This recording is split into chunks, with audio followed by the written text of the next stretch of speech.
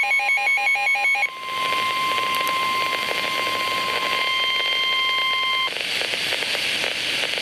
National Weather Service in Milwaukee has issued a severe thunderstorm warning for northwestern Rock County and south central Wisconsin, south central Dane County and south central Wisconsin, northeastern Greene County and south central Wisconsin until 3 p.m. At 2:20 p.m., a severe thunderstorm was located over Belleville or near Verona, moving southeast at 20 miles an hour. Hazard, 60 miles an hour wind gusts and quarter-size hail. Source, radar indicated. Impact, hail damage to vehicles is expected. Expect wind damage to roofs, siding and trees.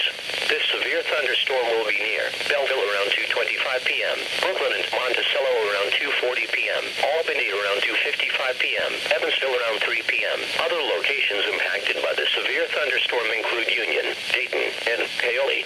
For your protection, move to an interior room